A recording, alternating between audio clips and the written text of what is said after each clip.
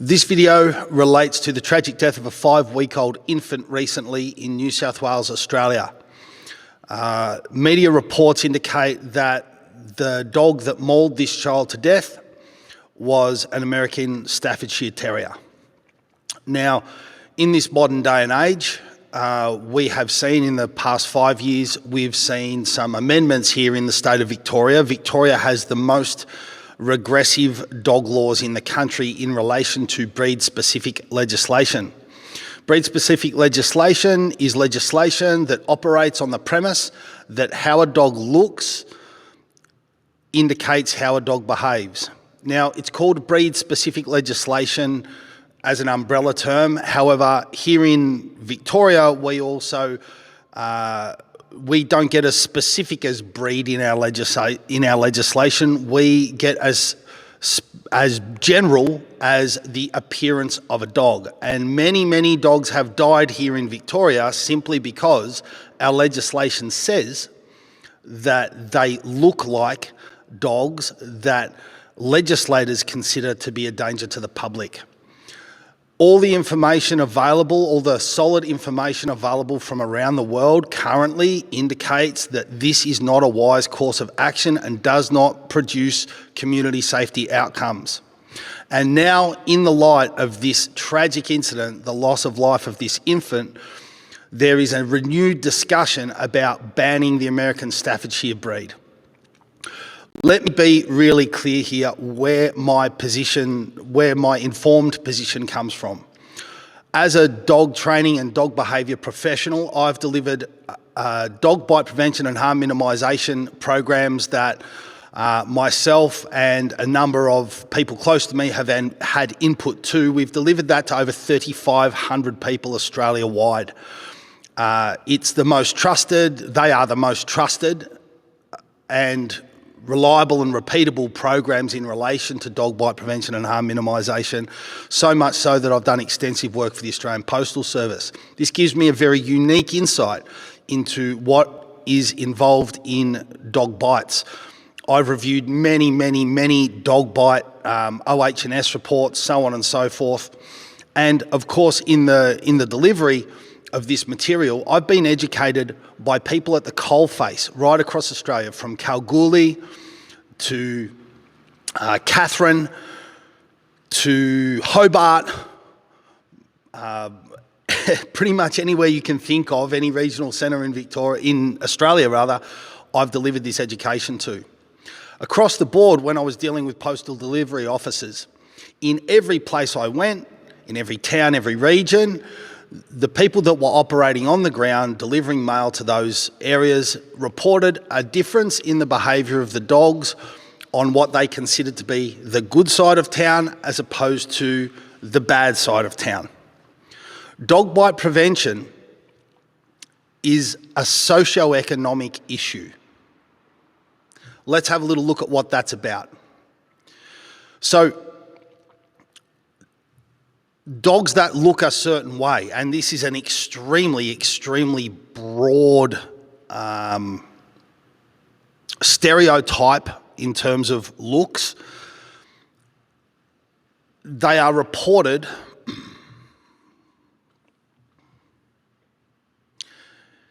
in the lower socio-economic areas. The attitudes of the people that own the dogs were consistently reported to be quite different. What it appeared to come down to is that their attitude towards responsible ownership, responsible guardianship of these dogs appeared to be different. The same problems were not reported to exist on the other side of town, even with dogs that look similar. So it's very important to understand, guys, there is far more to what goes on with a dog bite, particularly a fatality, than simply the breed that the dog is reported to be.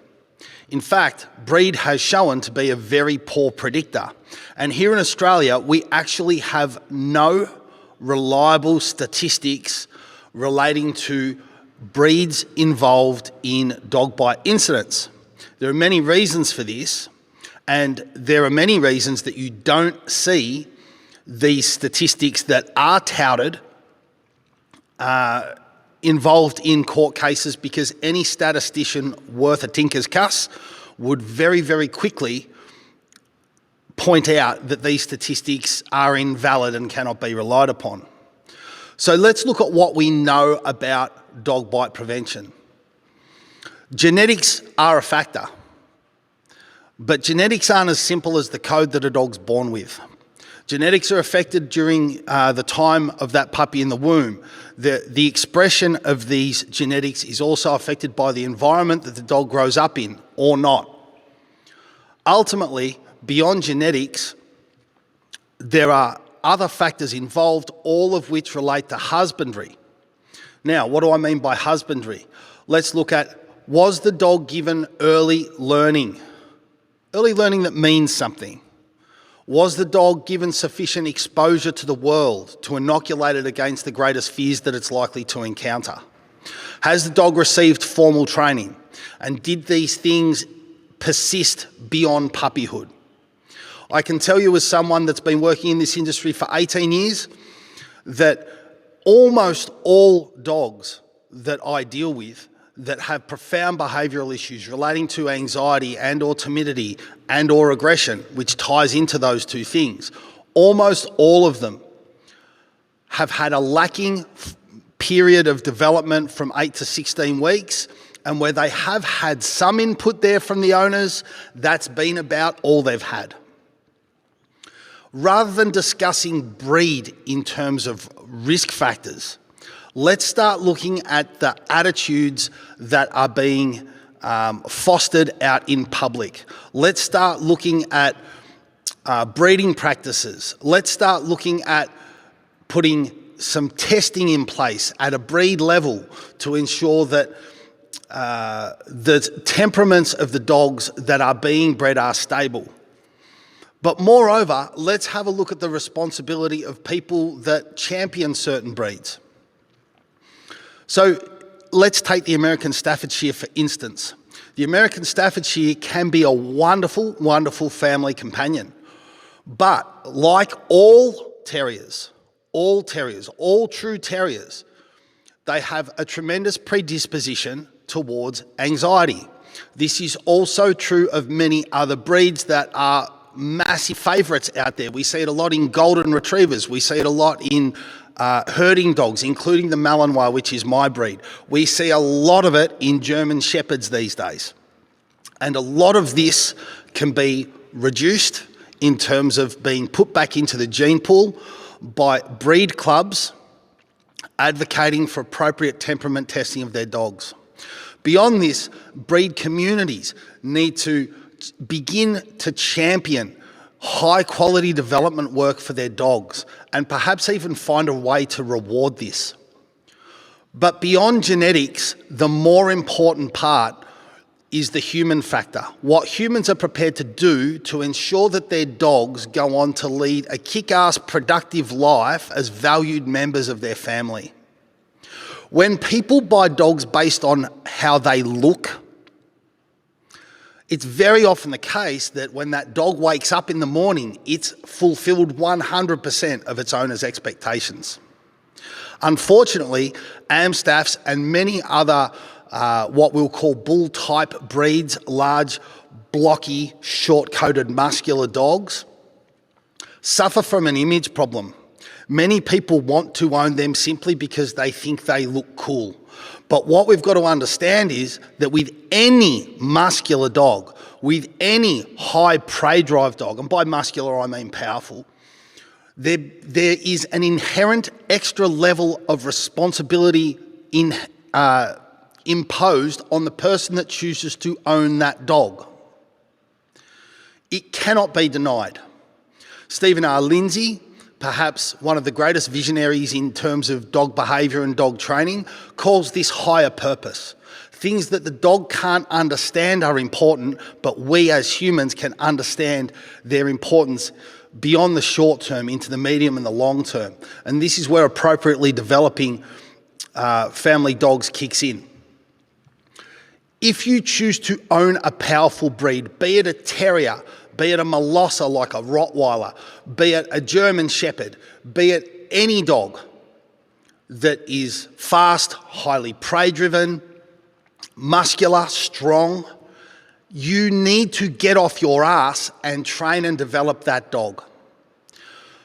I don't trust the media very much when it comes to reporting dog bite incidents. They've got a horrendous track record, and the way that the modern day media works, a lot of it is about clickbait and provoking emotion because that's how they make their money. I don't trust straight away, based on a media report only, that the dog involved is indeed an American Staffordshire Terrier. And I don't know that it matters much what breed that dog is either. Have a look at the size of it. In this particular instance, it's been reported that only weeks before this dog, the owners failed to adequately control this dog, and it was involved in a bite incident with a groodle that lived nearby. There's your first clue that the owners don't have sufficient control over their dog. In incidents like this, you typically don't see owners prosecuted. And a large part of that is because they throw the dog under the bus, they claim that the dog flipped out, when the reality is that for someone like myself sitting down and doing a behavioural history on a dog like this that's brought to me for having some behavioural issues or being emotionally volatile, having some emotional issues like anxiety, for example, there are always a number of red flags that lead towards an incident like this occurring. Where there is truly no indicator that this is going to happen, and we're talking about a neurological issue with the dog, it's important that people out there in the public understand, for that dog to simply be put to death without testing done robs the Australian public of true insight into what drives these incidents. We do not have a national register of dog attacks and dog bites. We do not have a nationally standardised reporting template. So if we're looking to take whatever lessons we can in a humble way from this horrible incident, surely we should be looking at what needs to be done to actually protect the public. Politicians are terrible like this. They're very focused on what's going to get them votes and what's going to look popular for them to discuss on social media. However, ultimately, voices from across the world have shared this, very informed voices and more informed voices than myself have shared these same concerns, right? And they have, and these concerns have been actioned in a number of places across the world for massive community benefit in terms of safety. It benefits dogs and it benefits people. Now, my heart goes out to the family that lost this child. And I'm sure that as human beings, the owners of this dog are raking themselves over the coals far more than anybody else out there possibly could. It would be a horrendous thing to deal with. But let's put this in perspective. This is not a breed issue. This is an issue that can affect any dog. There is plenty of information out there about dogs of all breeds ending the lives of infants and irreconcilably changing the lives of children, and not for the better. This is not a breed question. This is a question about owner attitudes. This is a question about what does or does not happen for that dog in its early and continued life. The known risk factors for dog bites include a lack of early learning and formal exposure to things in the world. It's so important that people understand this. If you're attracted to a dog because of its image primarily, then you need to also consider that you owe that dog more than simply putting it in your backyard and walking it, particularly if that dog is a strong and powerful dog, regardless of its breed. I've heard that there is a call for banning of Amstaffs. It will soon extend once again, as history repeats itself, to Staffordshire Terriers and so on and so forth. This ban is inane. For every bad American Staffordshire Terrier in terms of its behaviour that you can point out to me, I will point out to you a great number more that are living great lives with their families. Simply including your dog in the things that you do as part of your lifestyle is not enough.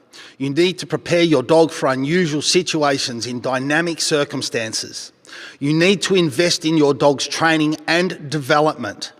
Simply going to a 4-session puppy class at your local vet and ticking that box does not mean your dog is trained. That means that your dog has done the first term of kindergarten. And if that's all you do, you shouldn't be surprised that that dog has problems going out into the world. So I hope that by sharing this, you guys understanding the position that I'm coming from, I really do hope that it shifts the narrative away from some of this media-driven hype that seems to consistently characterise these inane breed-specific arguments that pop up from time to time when there is an inevitable incident that involves a highly popular breed and or type of dog.